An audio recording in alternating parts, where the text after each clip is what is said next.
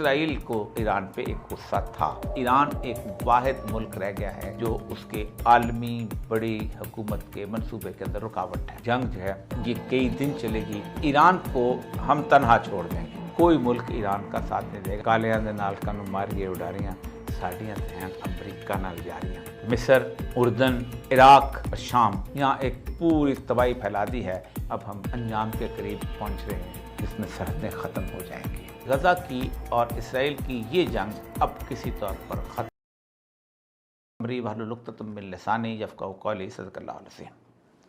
मुज़ख़्ख़ातिन हज़रात, जब से गजा और इसराइल की जंग का आगाज़ हुआ है, मैंने दो बातें की हैं और दोनों जो हैं वो सैयदुल अंबिया सल्लल्लाहु अलैहि वसल्लम की उन पेशगोइयों की रोशनी में की हैं जो उन्होंने मलमतुल कुबरा यानी आखिरी बड़ी जंग के हवाले से की हैं। एक बात तो ये कि गज़ा की और इसराइल की ये जंग अब किसी तौर पर ख़त्म नहीं होगी। यूँ तो गज़ा की ये जंग जो है वो उस वक़्त से शुरू है जब से हमास ने इलेक्शन जीता था और फिर उसके बाद ये लोग जो थे ये मगरबी किनारे से निकाल दिए गए थे और ये गज़ा तक महदूद हो गए थे और उन्हें एक बहुत बड़ी जेल, ओपन जेल के अंदर महदूद करके रख दिया था, जिसके चारों तरफ इसराइल की अफवाज का पहरा था और एक तरफ मिस्र था और मिस्र भी अपने मुसलमान भाइयों के लिए रफ़ा बॉर्डर नहीं खोलता था। दूसरी बात मैंने ये कही थी कि अब ईरान पर इसराइल हमला करेगा और इसराइल की जो सूरत हाल है वो किसी न किसी हद तक वाज़े करते हुए ईरान के लिए एक बहुत मुश्किल वक्त का आगाज़ हो जाएगा।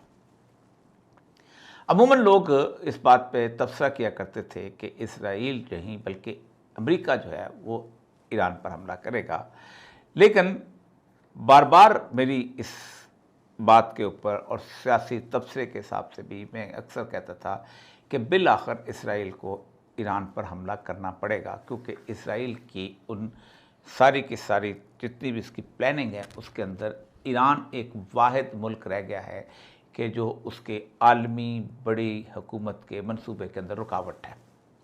उसके इर्द गिर्द जितने भी मुल्क थे उन सब को या तो उसने तहे तेख कर दिया है, उनको तबाह बर्बाद कर दिया है, या उनको उसने अपने साथ मिला लिया।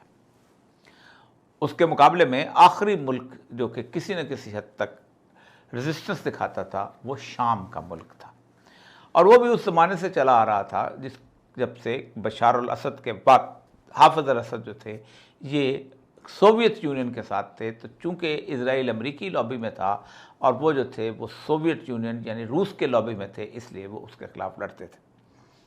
दूसरा मुल्क जो है वो मिस्र था, उसके जमाल अब्दुल नासर लड़ते थे, वो भी रूस की लॉबी में थे। और तीसरी लॉबी का मुल्क जो था वो लीबिया का कर्नल कज़ाफ़ी था। ये उस वक़्त दीन और ईमान की जंग नहीं थी, बल्कि ये एक फ़लस्तीन की कौम प्रस्ताना जंग थी, जिसके अंदर उस PLO के अरकान में से हन्नान अशराबी से लेकर जारजा बाश से लेकर लैला खालिद तक ये सब ईसाई थे। लेकिन बहरहाल जंग लड़ी जा रही थी। उसके बाद हुआ ये कि ईरान के इनकलाब के बाद 1979 के बाद ईरान ने इसराइल के ख़िलाफ़ एक ऐसा स्टैंड लिया कि जिसके बाद ईरान और इसराइल की एक बरह रास्त कशीदगी का आलम सामने आ गया।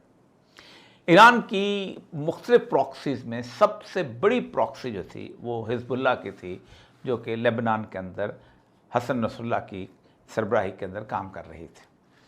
क्योंकि लेबनान के अंदर शिया, सुन्नी और मैरोनाइट क्रिश्चियन जो हैं ये साथ साथ मुद्दतों रहे चले आ रहे हैं, और पहली जंग अज़ीम के बाद ही जो लेबनान का आइन ड्राफ्ट किया गया था उसके मुताबिक जो सदर है वो मैरोनाइट क्रिश्चियन से होना चाहिए, जो वज़ीर आज़म है वो सुन्नी मुसलमान हो और स्पीकर जो है वो शिया होना चाहिए।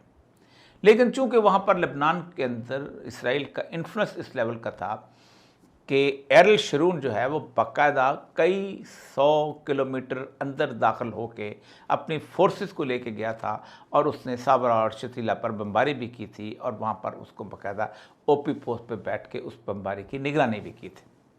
उस इलाके के अंदर जहाँ अमल मलेशिया भी काम कर रहा था और आपस में इनकी रिफ्ट भी थी, उसमें हिज़्बुल्लाह जो था उसने ख़ास तौर पे एक स्ट्रॉन्ग पोजीशन ली और उन्होंने इसराइल का मुकाबला भी किया।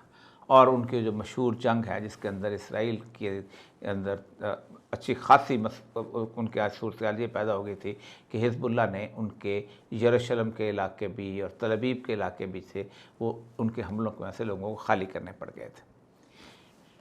दूसरा मकाम जो था उसका मुल्क जो था वो सद्दाम हुसैन का था।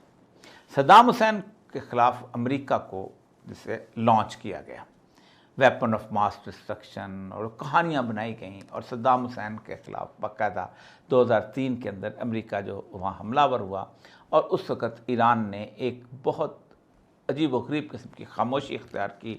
न सिर्फ खामोशी इख्तियार की बल्कि ईरान की एक टेस्ट अप्रूवल भी शामिल थी कि चूँकि सद्दाम ने उनके साथ 7-8 साल जंग लड़ी थी तो सद्दाम की अगर रजीम चेंज होती है तो ईरान के लिए बहुत बेहतर था। इसी तरह वहाँ पर जो सद्दाम के ज़माने में वो शिया पॉपुलेशन जो कि उसके सद्दाम की एट्रॉसिटीज़ का शिकार रही थी, उसके जुल्म का शिकार रही थी, आयतुल्लाह सिस्तानी वगैरह भी, उन्होंने भी अमेरिका को किसी न किसी हद तक वेलकम किया।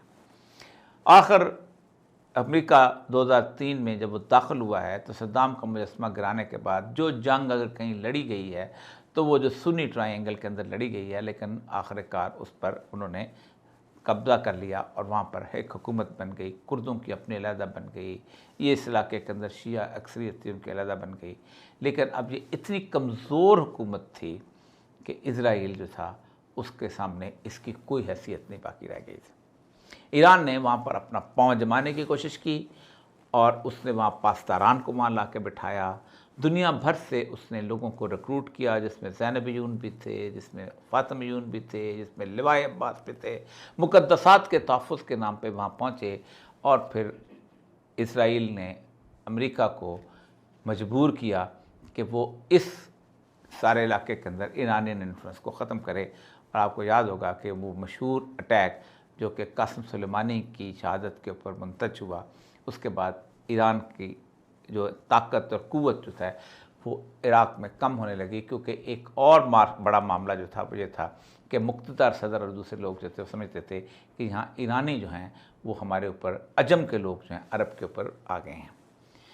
मिस्र के अंदर भी बहुत बड़ी जो है अरब स्प्रिंग हुई, 2011 में मूवमेंट चली, तहरीर स्क्वायर में लाखों लोग बैठे आके, इलेक्शन हुआ, 65% वोट जो थे वो उसने लिए मुर्सी ने, लेकिन बिल आखिर मुर्सी बेचारे को गिरफ़्तार किया गया, उसके फ़ौज आ गई, general field marshal general CC जो है उन्होंने बाकायदा टेक ओवर कर लिया और फिर मुर्सी जो है वो जेल के अंदर इंतकाल हो गया और वहाँ पर भी इज़राइल की हेजेमनी कायम हो गई। आखिरी बशार अल-असद था, उसके अंदर अमेरिका और रूस की कशमकश के अंदर बेशुमार सूरत-ए-हाल बन रही थी। हलब जो था वो हिज़्बुल्लाह के पास चला गया था, इदलिब जो था वो सुन्नी पॉपुलेशन वालों के पास चला गया था। इस तरह वो बहुत सारे कुफरिया, फवाद और ये सारे इलाके जो थे आपस में तकसीम हो गए थे। रूस और अमेरिका ने जिसे कहते हैं बाहमी तौर पर माहिदा कर लिया था कि देर ज़ूर तक का जो दरिया फ़ुरात है, एक तरफ तुम होगे एक तरफ तुम होगे, और आखिरकार अब अबू बकर जोलानी के आने के बाद वहाँ भी वो रेजिस्टेंस जो है बाकी नहीं रह गए अरब ममालिक। तो उनको तो इसराइल ने अब्राहम अकॉर्ड के तहत इस हद तक राम कर लिया था कि यूएई जो था उसका तो दिफा भी इसराइल के पास उसी आयरन डोम के साथ था। और इसकी एक बुनियादी वजह यह है कि गुज़श्ता 10 सालों से यूएई, कतर, कुवैत, बहरीन और सऊदी अरब को ये खौफ दिलाया गया था कि ईरानी जो हैं वो तुम्हारे अंदर अपने प्रॉक्सीज़ के ज़रिए तुम्हारी बादशाहतों को ख़त्म कर देंगे। और उसकी एक मिसाल ये थी कि हूसी जो थे वो यमन, जो कि एक ज़माने के अंदर उसामा बिन लादेन और नूरी अल-मालिकी और वो लोग जो थे, जहाँ से अमेरिका के ख़िलाफ़ एक बहुत बड़ी मूवमेंट चल रही थी, जहाँ से ये वो लोग लिखते थे कि अमेरिका को ख़ास तौर पे यमन को रेड फ्लैग करना पड़ गया था, क्योंकि यमन के अंदर अमेरिका के उस बैरी बेड़े पर हमला हुआ था। वहाँ पर एक ऐसे हौसी बागी जो थे उनकी मूवमेंट चली कि जिस मूवमेंट ने अपनी सारी तवज्जो अमेरिका को छोड़ के सऊदी अरब के साथ लगा दी। लेकिन इस दफ़ा हुआ ये कि उन्होंने इसराइल के, क्योंकि ज़ाहिर बात है इसराइल, हमास और हुसी जो थे इकट्ठे थे, तो उन्होंने इसराइल पर हमला करना शुरू किया और बाबल मंदब की जो पोर्ट है और अदन की जो बंदरगाह है उसको मुकम्मल तौर पे बंद कर दिया और वो जो सुनहरे स्वेज है वो वर्चुअली ख़त्म हो गए। यूँ इसराइल को जो था वो ईरान पे एक गुस्सा था कि वो किसी न किसी तौर पर ईरान को भी उसी जगह पर लेके आना चाहता था कि जिस जगह पर वो मिस्र को, उर्दन को, लेबनान को और उसके साथ साथ अब सीरिया को भी ले आया था और उसका अपना रास्ता जो था वो साफ़ हो चुका था। इसके लिए गुज़श्ता इस एक साल के अंदर ईरान के अंदर 3-4 ऐसे हमले हुए हैं कि जिनसे अंदाज़ा होता था कि इसराइल ने पहले अपनी ताकत को टेस्ट किया। सबसे पहले तो वो जो उनके साइंसदान थे, न्यूक्लियर साइंसदान, उनको शहीद किया गया।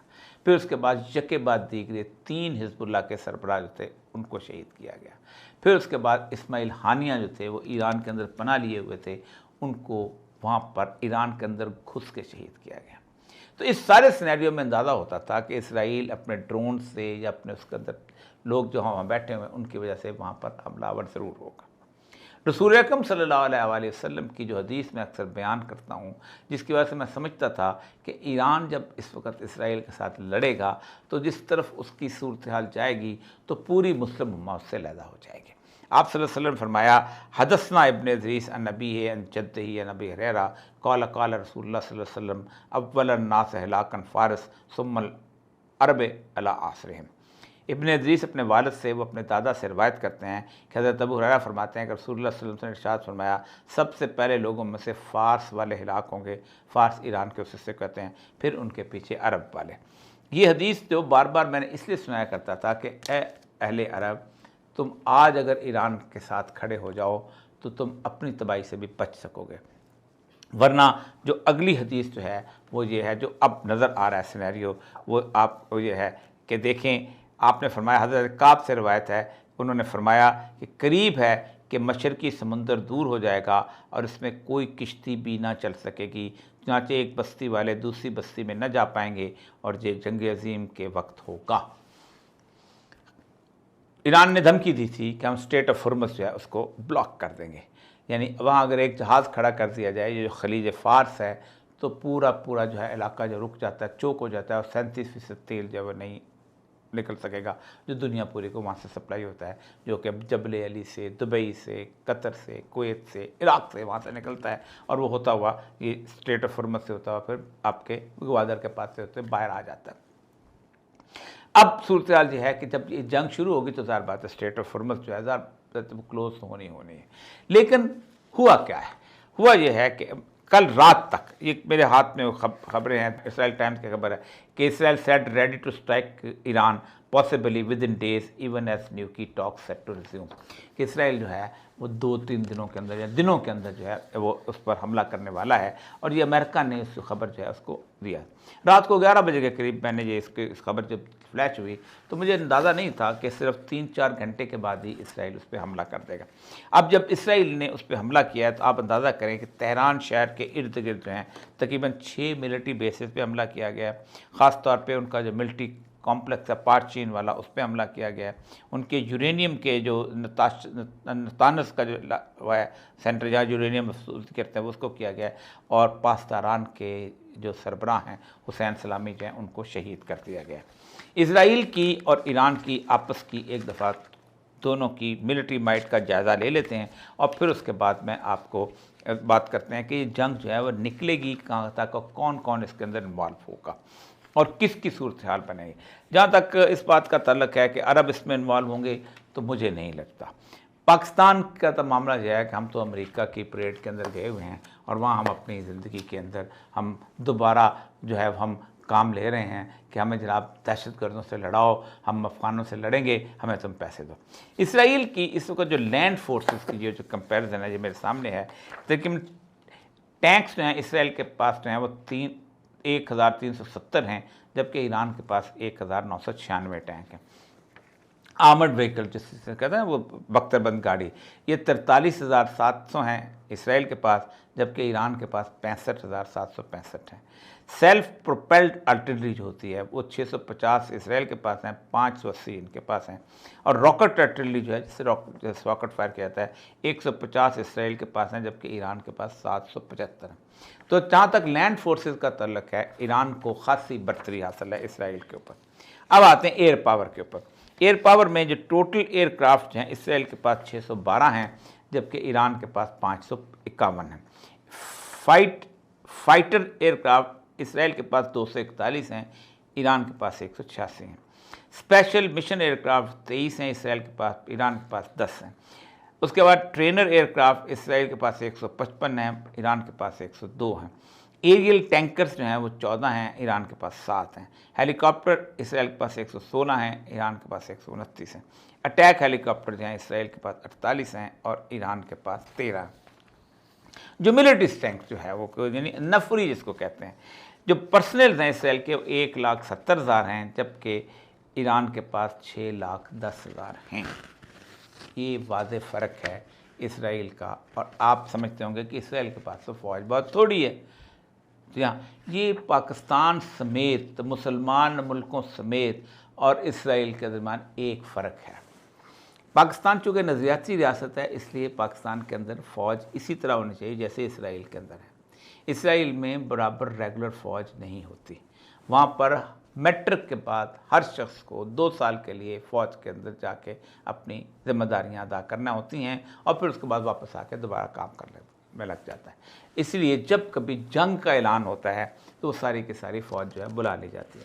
कल तमाम रिजर्विस्ट को इसराइल ने बुला लिया है, इसलिए 1,70,000 नहीं हैं, कम से कम 15 लाख के करीब लोग बच जाते हैं जो मिलिटरीली ट्रेंड हुए हैं। इस्लाम के अंदर भी यही तस्वर है कि पूरे लोग जो हैं वो फ़न सिपाहगरी में ताक हों, बंदूक चलाना जानते हों, असला चलाना जानते हों, ताकि जब भी जहाद का ऐलान हो तो उसको जो है वो उनको बुला लिया जाए। लेकिन चूँकि पाकिस्तान हो गया, मलेशिया हो गया, इंडोनेशिया हो गया, ये चूँकि इन्होंने फ़ौजों की वजह से अपने ही मुल्कों के ऊपर क़ुव्वत से ताकत से कब्ज़ा करना होता है, तो इसलिए ज़्यादा से ज़्यादा फ़ौज रखी जाती है। तो ईरान के पास इसलिए 6,10,000 है, क्योंकि ईरान के अंदर भी बेसिकली यही मामला। रिजर्विस्ट हैं उनके पास 4,65,000 हैं और ईरान के पास हैं 3,50,000 और पैरामिलिट्री जो है उनके पास 35,000 हैं और ईरान के पास 2,20,000 हैं। ये पैरामिलिट्री ईरान के पास हैं पासदारान। 2 ताकतें ऐसी हैं, क़ुव्वतें ऐसी हैं जो उन्होंने बनाई हैं, एक है पासदारान और एक है बसीज। बसीज जो है वो वॉलंटियर्स हैं कि जो अखलाकियात को नाफिज करने के लिए ईरान में आयतुल्लाह ख़मैनी के ज़माने में बनाए गए थे। ये जाके चेक करते थे कि किस जगह पर डिश चल रही है, किस जगह पर और किस्म का डांस गाना हो रहा है, किस जगह पर जो है लोगों ने अपना हिजाब नहीं पहना औरतों ने। ये वो सारे के सारे ये मॉरल किस्म की फोर्स थी, लेकिन उसके बावजूद वजह है कि इनको बाकायदा असला दे के इनको भी ट्रेंड किया गया।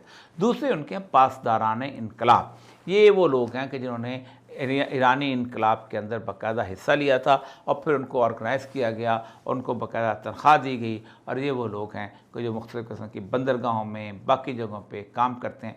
और ये इनका एक काम ये है कि ये पूरी दुनिया में प्रॉक्सीज़ को ऑर्गेनाइज़ करते हैं।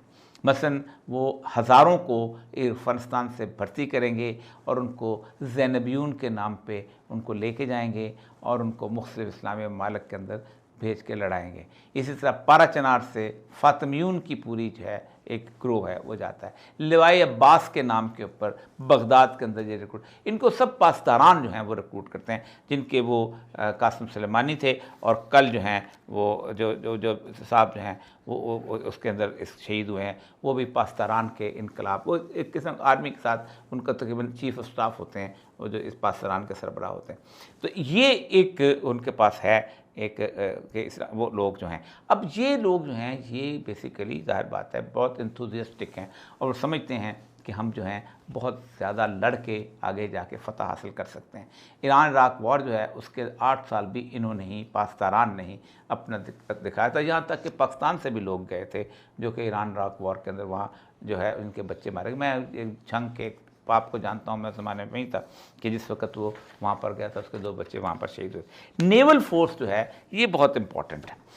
फ्रिगेट जो हैं ईरान के पास 7 हैं, जबकि इसराइल के पास कोई भी नहीं है।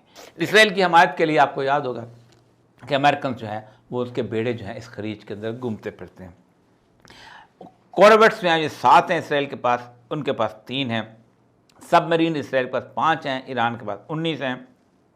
पेट्रोल वेसल 45 हैं और ईरान के पास 21 हैं, जबकि माइन वारफेयर 0 और 1। यहाँ से बाहर लगता यह है कि इसराइल की जो टोटल स्ट्रेंथ है वो ईरान से कम है। तो फिर क्या इसराइल जो है वो ईरान को किसी न किसी तौर पर कहीं ना कहीं शिकस्त दे सकता है? ये एक बहुत बड़ा सवाल है।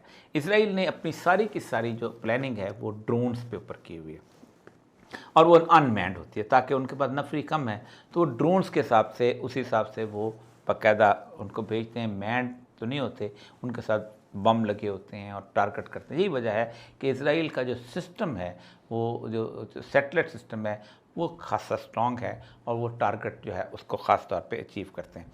ईरान के पास एक लीवरेज ये भी है कि ईरान के साथ उसके जो हमदर्द ममालिक में से जो लेबनान है या सीरिया है या इराक है, इनके अंदर उसकी पॉकेट्स मौजूद हैं जो वहाँ जाके लड़ सकती हैं और जो कि बॉर्डर को क्रॉस करके भी जा सकते हैं, बेशक उनकी फ़ौज जो है उनको रोके या ना रोके। और दूसरा हौसी जो है वो किसी तौर पर आगे आ सकते हैं। ये है इस वक्त का सिनेरियो। इस सिनेरियो के अंदर मैं देख रहा था कि इस सारे के सारे मामले के अंदर उन्होंने कहा है कि ये जंग जो है ये कई दिन चलेगी और ये जंग जो है इसको अपनी लपेट में ले सकती है पूरे इलाके में। लेकिन रसूल अकरम सल्लल्लाहु अलैहि वसल्लम ने इसके बाद ये कहा है, जो मैं बात बताना चाहता हूँ, कि ये ईरान को हम तनहा छोड़ देंगे। मुझे नहीं लगता कि कोई सऊदी अरब, कोई यूएई, कोई दूसरा मुल्क जो है वो ईरान की हमायत के अंदर कहे कि नहीं हम उसको उसके साथ देते हैं। जैसे चाइना ने हमारा साथ दिया था, कोई मुल्क ईरान का साथ नहीं देगा, ना चीन देगा ना रूस देगा, क्योंकि इस वक्त की सूरत हाल ही ऐसी है कि कोई इस नई जंग के अंदर नहीं उलझना चाहता। अफ़गानिस्तान के अंदर अभी अभी ईरान ने अपने तल्लुकात ठीक किए हैं। अफ़गानिस्तान की थ्रू आउट जो हुकूमत थी जो कि अमेरिकन ने बनाई हुई थी, उसके अंदर ईरान जो थी वो उसके साथ था। यहाँ तक कि जब कभी कोई अमेरिकन जब ब्रिटिश ट्रुप्स जो थे वो तालिबान के उसके घेरे में आ जाते थे, ख़ास हेलमंद का मशहूर वाक़या है, तो ईरानी जाके उनको वहाँ से निकाला करते थे। पाकिस्तान का जहाँ तक तल्लुक़ है, पाकिस्तान में अगरचे के बेशुमार लोग ऐसे हैं कि यकीनन जाना चाहेंगे, पड़ोस में है, और ख़ास तौर पे वो लोग जो अहले तशय्युअ से तल्लुक़ रखते हैं वो यकीनन ईरान के साथ लड़ना चाहेंगे। लेकिन पाकिस्तान जो है उसकी वो जो अनवर मसूद साहब का शेर है ना, उसके चाय अज की पकाई है में कि कालियां दे नाल कानू मारिए उडारियां साड़ियाँ तो हैं अमरीका नाल यारियाँ। तो हमारी जो अमरीका से यारियाँ हैं हम उसको मज़ीद मजबूत करना चाहते हैं। हम अभी जो अमेरिकन जो उसके पेंटागन के चीफ ने जो हमें शाबाशियत थपकी दी है, हम बड़े खुश हो चुके हैं। और जब भी कोई अमेरिका अपने पास शाबाशियत थपकी देते हैं मैं कांपने लग जाता हूँ, क्योंकि फिर मुझे वो 75,000 लोग आ जाते हैं जो हमने 11 सितंबर के पैसे पकड़ के अपने घर घर में हमने लाशें पहुँचाई थी और हमने 600 लोगों को वहाँ बेचा था और पैसे कमाए थे। अब हम एक और ऑर्डर मिल चुका हुआ है कि अब आपने अफ़गानिस्तान के अंदर जो दाइश है और इस तरह के जो लोग हैं उनको कला कमा करना है। तो जब हम इस तरफ लगे होंगे तो ईरान पे जो मर्ज़ी होता रहे, हमें तो कोई मामला नहीं। और दूसरी बात यह है कि मुशर्रफ के बाद से जो पाकिस्तान फर्स्ट का नारा लगा है, उसने रसूल अकरम सल्लल्लाहु अलैहि वसल्लम की उस हदीस जो है उसके मुखालिफ उम्मत को इकट्ठा कर दिया, ख़ास तौर पे पाकिस्तान के लोगों को इकट्ठा कर दिया, जिसमें नबी अकरम सल्लल्लाहु अलैहि वसल्लम ने फरमाया था तुम्हें मैं बताऊं मुसलमान की पहचान क्या है। फरमाया मुसलमान एक जस्ते वाहिद की तरह होता है, एक जिस्म की तरह होता है। किसी भी एक उज़्व को तकलीफ़ पहुँचे तो पूरा जिस्म जो है तकलीफ़ में तड़पता है। जस्ते वाहिद ख़त्म हो गया। जो इकबाल ने कहा था ना कि एक हो मुस्लिम हरम की पासबानी के लिए, नील के साहिल से लेके ताबखा के काशगर। अब ना किसी को काशगर का पता है, ना किसी को नील के जो कुछ होता रहे उसका दर्द होता है। तो पाकिस्तान भी उसकी तरफ नहीं आएगा। ईरान को ज़्यादा से ज़्यादा अगर सपोर्ट मिल सकती है तो हौसी के उसके साथ मिल सकती है लेकिन फिर मैं अरब के साथ बताता हूँ। अरब जो हैं उनके बारे में रसूलुल्लाह सल्लल्लाहु अलैहि वसल्लम की जो हदीस है, आप सल्लल्लाहु अलैहि वसल्लम फरमाया हदसना मोहम्मद बिन उबैद हदसना हम्माद बिन ज़ैद हदसना लैसन ताऊस अन रजुलन जो क़ाल लहू ज़ियाद बिन अब्दुल्लाह बिन अमर क़ाला क़ाला रसूलुल्लाह सल्लल्लाहु अलैहि वसल्लम। आपने फरमाया अनकरीब फितना बर्पा होगा जो सब अरबों को हलाक कर डालेगा, इसके मकतूल जहन्नम में जाएंगे, इसमें ज़ुबान से बोलना तलवार चलाने से ज़्यादा सख्त होगा। फिर एक जो मशहूर हदीस जो है जो कि उनके बारे में है, याजूज माजूज के बारे में, कि वैलुल लिल अरब मिन शर्रिन कद इक़्तरब, कि तबाही उसकी कि जो उसकी के अरब की इस फितना जो बहुत करीब आ चुका है। उसके बारे में आप सल्लल्लाहु अलैहि वसल्लम की ये हदीस बहुत अहम है कि कबाइल में सबसे जल्दी ख़त्म होने वाला कबीला कुरैश है। करीब है कि कोई जूती औरत किसी जूती के पास से गुजरे के ये कुरैशी की जूती है, यानी इसका मतलब ये है कि जूती पड़ी होगी, कुरैशी नहीं होगा। तो अब इस चीज़ को आगे कर सकते हैं, अवॉइड कर सकते हैं, थोड़ा सा देर से ये अंजाम की तरफ पहुँच सकते हैं अगर आप ईरान का साथ दें।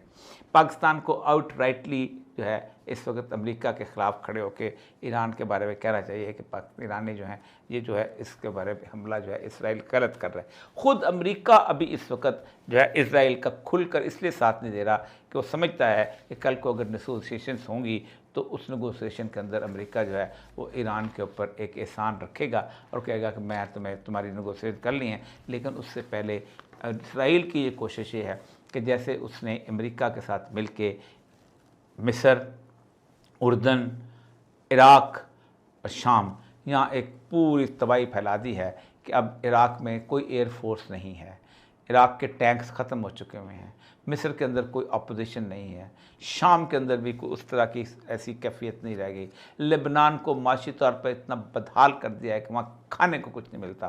तो शायद वो उस सतह पे ला के नेगोशिएशन करना चाहता है।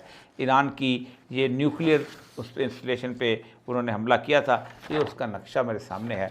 उसमें भी जो ये नताज की जो है जहाँ पर उनकी ये जो है सेंटर में ये वाली जगह जो है इस्फहान के करीब है, नताज में ये है, यहाँ पर उनकी यूरेनियम जो है उसकी अफसूदगी होती है। लेकिन ईरान की अफसूदगी का लेवल अभी वो नहीं है कि जिसको हम कह सकें कि एटम बम जो है वो बना सकेंगे, लेकिन उसको इस हद तक कभी नहीं जाना चाहते। ये है वो सिनेरियो जिसके बारे में बार बार डराया जाता रहा है कि उम्मत मुसलमा जो है उसकी वहदत जो है वो सबसे अहम चीज़ है। लेकिन शायद अब हम अंजाम के करीब पहुंच रहे हैं। अब हम उस मलमत कुबरा यानी बड़ी आलमी जंग जो है उसकी तरफ बढ़ रहे हैं जिसमें सरहदें ख़त्म हो जाएंगी, जिसमें ना पाकिस्तान की सरहद होगी, ना अफ़गानिस्तान की, ना ईरान की। उस वक़्त फिर एक ही सरहद होगी और एक ही नारा होगा, और नारा होगा कि ला इलाहा इल्लल्लाह मुहम्मद रसूलुल्लाह।